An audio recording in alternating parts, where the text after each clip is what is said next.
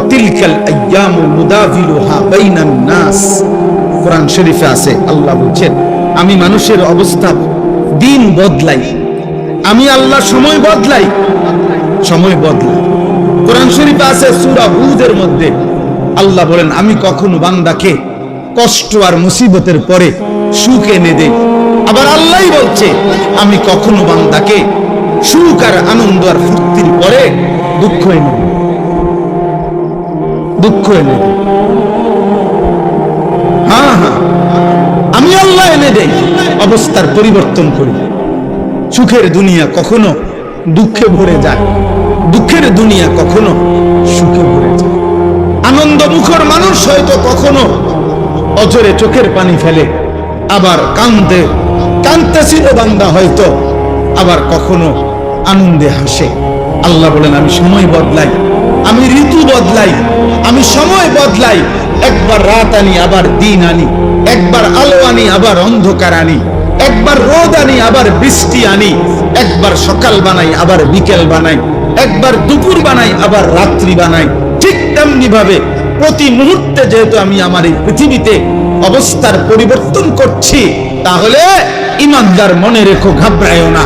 ইমানের বিজয়, কালেমার বিজয়, ইসলামের বিজয়, আল্লাহর দ্বীনের সম্মান, উলামা, দ্বীনওয়ালা, কোরআনওয়ালা, সেজদাওয়ালাদের সম্মানের দিনও খুব কাছে হয়ে গেছে ইনশাআল্লাহ। তোমরা গুনাহ ছাড়ো, অসভ্যতার সীমা ছাড়ায় যাচ্ছ তোমরা। 24 ঘন্টায় যাদের এক ওয়াক্ত নামাজ পড়তে মন চায় না, নাফরমান সন্তান, মনে রাখিস সীমা ছাড়ায় যাচ্ছ। 24 ঘন্টা যারা নারী ছাড়া, ছবি ছাড়া, মোবাইলের উলঙ্গ দৃশ্য ছাড়া যাদের রাত কাটে না, দিন কাটে না, নাফরমান, মনে রাখিস সীমা ছাড়ায় গেছে। এটা বাড়াবাড়ি, বাড়াবাড়ি, এটা বাড়াবাড়ি। দিবানিশি যারা মদের আড্ডায়, নেশার আড্ডায়, মনে রাখিস নাফরমান, সীমা ছাড়ায় গেছে। ঠিক হবে না এটা। যে মালিক রোদ আনে সে মালিক বৃষ্টিও আনে, যে মালিক হাসায় সে মালিক কাঁদায়, সুখ যে মালিক দেয় দুঃখ সেই মালিকে দেয়, জীবন যে মালিক দেয় মৃত্যু সেই মালিকে দেয়, সুস্থতা যিনি দেয় অসুস্থতা তিনিই দেয়, হায়াত যিনি দেয় মৌত তিনি, না ভিন্ন কেউ। কথা বলেন না, ভিন্ন কেউ না, একই আল্লাহ। ওয়ান্নাহু হুয়া আদহাকা ওয়া আবকা। আল্লাহ বলেন আল্লাহই হাসান, আল্লাহই কাঁদান। আদহাকা মানে আল্লাহ হাসান, আবকা মানে আল্লাহ কাঁদান। ওয়ান্নাহু হুয়া আমাতা ওয়া আহইয়া। আল্লাহ বলেন আল্লাহই মৃত্যু দেন, আল্লাহই জীবন, আল্লাহই জীবন দেন, আল্লাহই রাত আনেন, আল্লাহই দিন আল্লাহই আনেন। প্রতি সেকেন্ড আল্লাহই বদলায়, প্রতি মুহূর্ত সময়ের প্রত্যেকটা সেকেন্ড বদলায় কে? কথা বলেন না, কে বদলায়? রাত, এই যে এখন রাত, কে আনলেন? আগামীকালকের ভোর আনবে একমাত্র কে? তিনি যদি রাত ধরে রাখে কারো ক্ষমতা নাই, আলো আনবে। তিনি যদি আলো ধরে রাখে কারো ক্ষমতা নাই, অন্ধকার আনবে।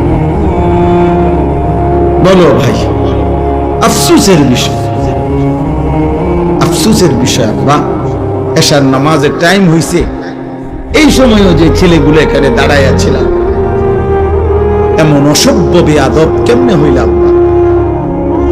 মুসলমানের ঘরে এত বড় বেয়াদব সন্তান কেমনে? বাবার অপমান, তুমি মায়ের অপমান। নামাজ চলতেছিল, এখন ওয়াজ শুনতে আসছে। কি ওয়াজ শুনবা? ওয়াজ মানে তো ফুটবল খেলা না, ওয়াজ মানে তো নাটক আর সিনেমা না, ওয়াজ মানে তো আখিরাতের কথা, ওয়াজ মানে তো নামাজের কথা, ওয়াজ মানে তো কবরের কথা, ওয়াজ মানে তো নসিহত, ওয়াজ মানে তো গুনাহ ছাড়ার কথা, ওয়াজ মানে তো তাকওয়ার কথা। আল্লাহকে ভয় করার কথা। আল্লাহ আমাদেরকে বুঝ দান করে, আল্লাহ আমাদেরকে ফিকির দান। তোমরা একটা একটা ছেলের কাছে আমানত, কেউ একজনই বুঝো, কিন্তু এটা মনে রেখো, গুনাহ ইজ্জত দেয় না। নারী, ছবি, মদ, জুয়া, জিনা, ব্যভিচার ঈমান থেকে বিচ্ছিন্ন করে দেয়। আমি হাদিস বলি, আল্লাহর নবী সাল্লাল্লাহু আলাইহি ওয়াসাল্লাম বলেন, যে ব্যক্তি জিনা করে, নারীর সাথে কোনো হারাম কাজ করে, খোদার কসম এই এক পাপ। আর হলো ওয়াশারিবাল খামরা, যে নেশা করে, মদ খায়, গাঁজা খায়, বাবা খায়, ফুটটা খায়, পেন্সিডিল খায়, ইয়াবা খায়, এমন নিকৃষ্ট নাফরমান, খোদার কসম আল্লাহর নবী বলছেন, ব্যভিচারী আর নেশাখোর, এই দুই নাফরমানের কলজার থেকে ওই পাপ অবস্থায় আল্লাহ তাআলা ঈমান খুলে রাখেন।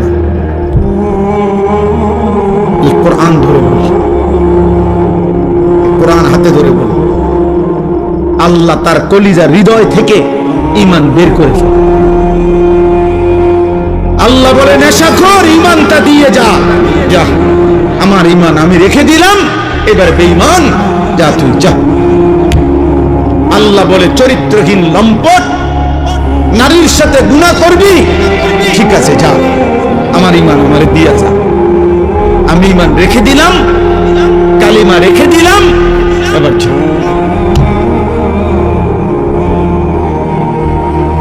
কি সাংঘাতিক কথা!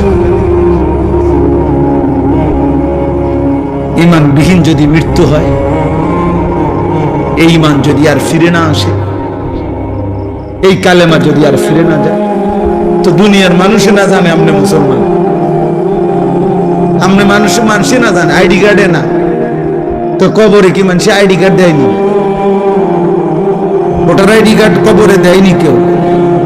জন্ম নিবন্ধন সনদ দিয়ে কোনো কবরে দরকার আসেনি। আসল সত্য জানে কে? আসল হাকিকত জানে কে?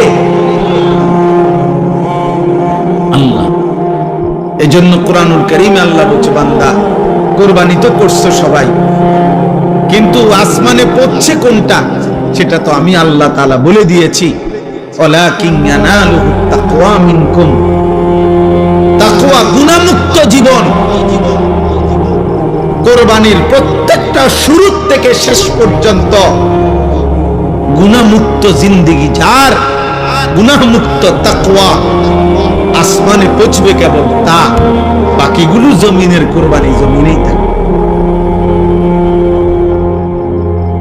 কুরবানি তো করছিল হাবিল, কুরবানি তো করছে কাবিল।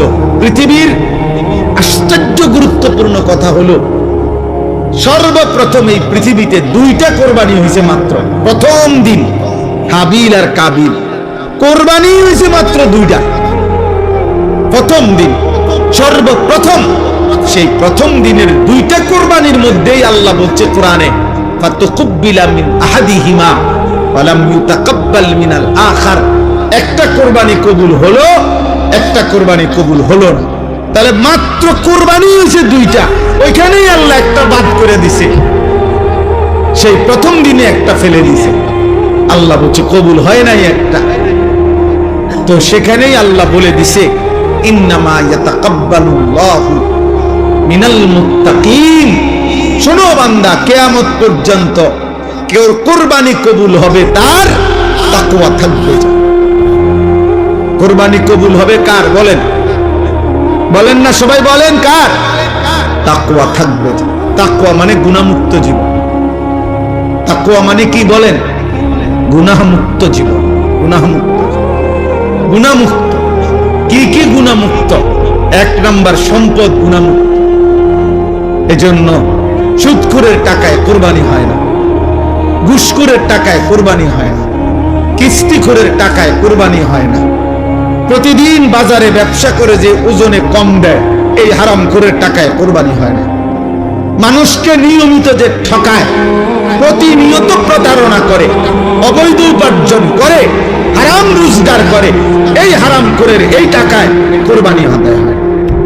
গোশত সিদ্ধ, গোস্ত কি হয়? সিদ্ধ। রুটি দিয়ে খাওয়ান যায়, এটার সমস্যা নাই। রুটি দিয়ে তো ঝোলও খাওয়া যায়, গরুর গোস্ত খাওয়া যায়, মুরগির গোস্ত খাওয়া যায়, রুটি দিয়ে খাইতে অসুবিধা নেই। এটার লেগে আটকাইতে হবে। চুলে যেটাই দেন, পাত্তর চুলে দিলেও সিদ্ধ হয়ে যাবে। বুঝেন না? পাত্তর দিলেও এটা কি হয়ে যাবে? নরম হয়ে যাবে। পাত্তর নরম হয় না আগুনের মধ্যে? চুন বানায় কি দিয়া? পাত্তর দিয়ে তো বানায়। আমি নিজ চোখে দেখছি সুনামগঞ্জ ছাতক চুনের ফ্যাক্টরি, এরকম বড় বড় পাথর, এগুলাই ভাঙ্গা ভাঙ্গা এগুলাই কি হয়? চুন বানায়। পাথর এই আগুনের মধ্যে গলে গলে নরম হয়, এগুলোর মধ্যে মেডিসিন কেমিক্যাল দেয়, তো এরপরে চুন। এই জন্য মূলত যে চুন খায় সে পাথরে খায়। হ্যাঁ হ্যাঁ, সত্য কথাই। আপনি জিজ্ঞাসা করেন নাই, তাইলে সিদ্ধ